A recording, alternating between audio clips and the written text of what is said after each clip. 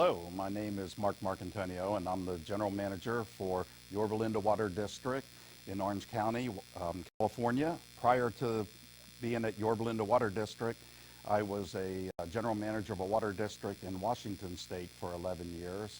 And to give you a little more background on myself, prior to that I was a fisheries biologist for the state of Washington for 4 years, and prior to that 25 years. It was my honor to serve 25 years of active military service in the United States Army, where I commanded a field hospital, like if you remember MASH on TV, only this was a 400-bed hospital. And so I worked with the medical department of the Army, and prior to that I was a nuclear, biological, chemical warfare officer for the United States Army. So now I want to tell you a little bit about the district that I work, Yorba Linda Water District. It is a water and wastewater district. It serves approximately 75,000 people in Orange County, and we are located about 15 miles from Disneyland, and I think most everybody knows where that is. We've got a lot of high-valued homes in the city of Yorba Linda. In fact, the city of Yorba Linda is the 6th richest city in the state of California, and that comes into play as part of the lawsuit that we'll be talking about. To give you a little more information about the district, we've got approximately, well, we have 80 employees. We have an annual operations and maintenance budget of $35 million. We're in the middle of a capital improvement project list that exceeds $21 million. We've basically have over $1 billion worth of infrastructure, almost all of which is buried underground where the public can't see it. Our reservoirs, we have 14 reservoirs that are all buried underground, 11 wells, and quite a few pump stations, and 20 pump stations. So we've got quite a bit of equipment that's all pertinent to the discussion today. The one border of our district is a long border that borders Chino Hill State Park. And Chino Hill State Park is the scene of the crime, if you will, where the fire, the 2008 Freeway Complex Fire, originated from a vehicle running off the road, catalytic converter setting the brush on fire, burned through Chino Hill State Park, and our district has 1,600 homes that border that state park. The picture that I'm showing on the screen is gives you a view of the geography that we're dealing with. The longest border of our district is at a higher elevation, approximately 1,350 is the elevation, and our elevations go down to about the 200-foot level. The many expensive homes take advantage of that high terrain to get great views. All of that, you can see where the hills and the green areas above the lighter areas, that's all Chino Hill State Park, and the lighter areas is the developed area. So our district encompasses the cities of Yorba Linda, the city of Placentia, parts of Brea, and also part of Anaheim, and part of unincorporated Pierce County, or unincorporated Orange County, I'm sorry. We do have about 22 square miles of service area. And in this picture, you can see the boundaries of our service area. Everything at the top of the red service boundary line is Chino Hill State Park for the most part, and the different colors represent all of the different pressure zones that we've got in Yorba Linda Water District. Because of the elevations, we have 20 different pressure zones. The reservoir capacity is about 54 million gallons. Our total source capacity is 36,000 gallons per minute. And our booster pump stations can move about 38,000 gallons per minute. Our district is largely built out. There isn't much development capability remaining. And so let's now talk a little bit about the background of the fire itself. As I mentioned, it was ignited by a vehicle's catalytic converter. The fire rapidly burned about 90% of Chino Hill State Park. That amounted to 30,305 acres. The district was square in ground zero of the eye of the fire, if you will. The fire damaged 314 homes and businesses, mainly homes, and of those, 112 residences were destroyed within our service boundary in Yorba Linda.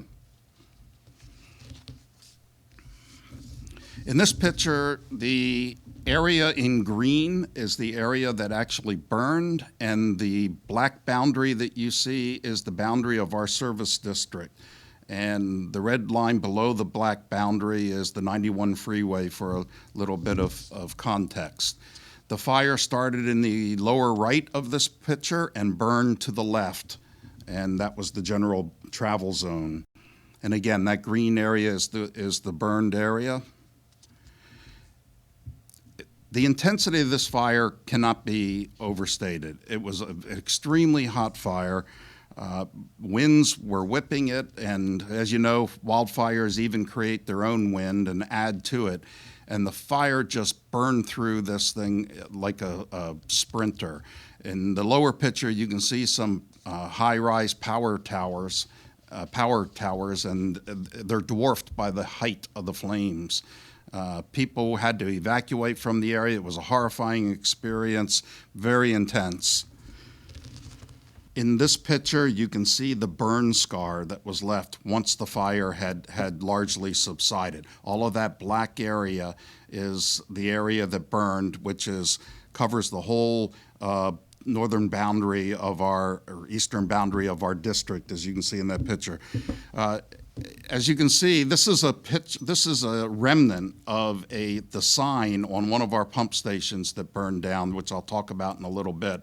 This fire was so intense that it melted the aluminum Yorba Linda Water District sign practically instantly, and resulting in this pool of molten aluminum.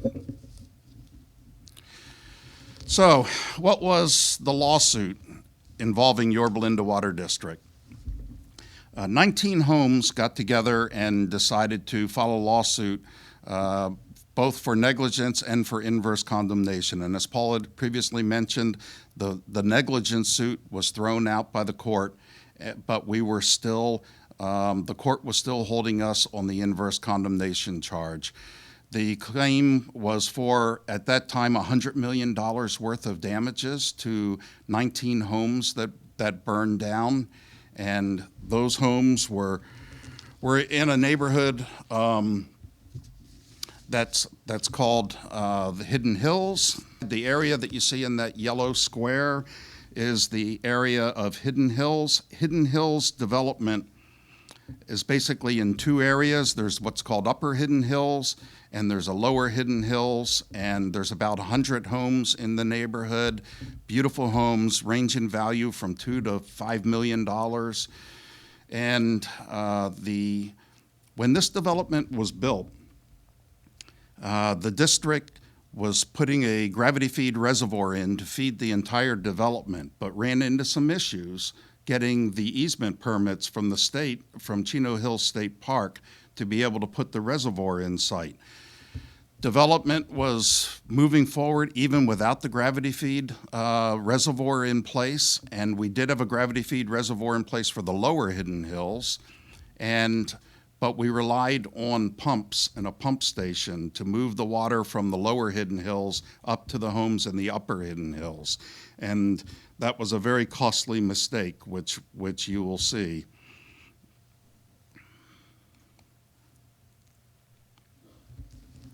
So what was the causation of the lawsuit? And was it the fire? Was it the vehicle that started the fire? Was it the delivery system, the water delivery system? Well, it turned out that this became if you will, a perfect storm and a terrible nightmare for everybody involved. The homeowners lost something that could never be replaced, and the district suffered from that as well. We had that booster pump station that I was talking about that moved the water from Lower Hidden Hills to Upper Hidden Hills, was built with 3 electric pumps, and it had a gas a natural gas backup pump, booster pump, that would kick in if anything should happen to the 3 electric booster pumps. Unfortunately, the fire burned so quickly and burned the electric pumps, burned the wires controlling the electric pumps out, shorting the electric pumps. The natural gas booster pump kicked in just as it was supposed to do and started running to provide power to continue to boost the water. And unfortunately, it only ran for a short period of time before the intense heat caused an overheat condition of that gas pump and also starved it from oxygen. And then we lost the gas pump, and that is what caused the booster pump situation to fail for those homes in the upper Hidden Hills area. The bottom line of the way the court ruled about the lawsuit in our case is that those fire hydrants that were in the upper Hidden Hills zone could not provide water once those booster pumps failed. So the lack of water is ultimately, if you want to pin down any one item that the court hung its case on, it was the lack of water coming out of the fire hydrants in the upper Hidden Hills zones. That affected 12 homes that were at the upper zone, 7 that were in the lower zone. It was never shown that there was a lack of water in the fire hydrants for that zone. And again, remember, that was a gravity feed reservoir that took care or serviced those hydrants. And so that turned to be, the court dismissed us from liability for those 7 homes. And so ultimately, we were found liable for $69 million judgment for the 12 homes that were in the upper area because the fire hydrants did not continue to provide fire flow. So the impacts to the district, it's, as you can imagine, a nightmare scenario. Very hard on our customers, very hard on the employees who worked day and night trying to do their best to keep water in the fire hydrants, along with the firefighters and, of course, everyone else that was involved. The good thing about our district is that we did have a great insurance policy with a JPA. The Aqua JPIA was our insurance carrier. In our policy, we actually had inverse condemnation coverage within our policy. Where it didn't prove to be a panacea to keep us out of trouble was that the insurance policy shifted the burden of high dollar limits to what are called excess carriers. And there were 3 excess carriers involved. And even though Aqua JPIA agreed to cover the loss, the excess carriers initially refused to cover the loss. And the district, Yorba Linda Water District, put $5 million of our own money up. Aqua JPIA paid $5 million right up front with their money. They were fantastic. They stood behind us the whole way. The excess carriers refused to pay. So at that point, the plaintiffs continued to sue the excess insurance carriers. We assigned our rights to the plaintiffs to carry forward the lawsuit on our behalf, as well as Aqua JPIA's, with the condition that if they're successful in recovering the money from the excess carriers, they would first pay back Yorba Linda Water District for its $5 million that it put up, and then Aqua JPIA secondly for their $5 million. And ultimately that worked.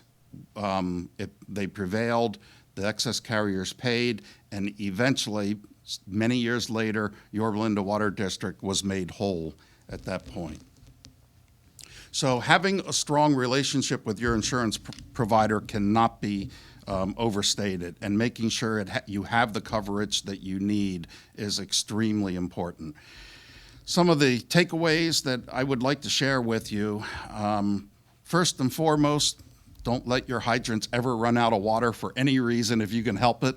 It's not always going to be possible. We all know that water districts were not designed or built or engineered to handle wildfires of the magnitude like this. In fact, most our fire flow requirements are strictly for domestic and commercial industrial fires, single events that occur within your service boundary. They're never designed to provide enough fire flow for protecting 1,600 homes that border a urban wildland interface zone. Another takeaway, as I mentioned, is confirm that your insurance policy really does provide inverse condemnation coverage. Hire an attorney who understands inverse condemnation, very important, and we were very fortunate to have that type of assistance. Knowledge is really the key. Make sure that you eliminate as much exposure as you can. One of the things that we do now that we've do religiously is anytime there's a red flag event, we ramp up our storage of our reservoirs. We increase the storage capacity of our reservoirs. We don't keep them at the highest level all the time because if you do provide huge amounts of water for fire protection, you're taking a risk of damaging or diminishing public health because of the biological quality of the water. You want to absolutely make sure that your water is always being circulated and consumed. Anytime you have water in storage that's stagnant, it starts to get stagnant. And so you have competing interests. And in today's day and age, particularly with water conservation because of the droughts, we're faced with the dilemma of storing huge amounts of water, but having very little demand for that water. Having low demands for that water puts you at risk for the quality of your water. It allows pathogens and other hazards to grow within your water system, so you have to be very careful about that.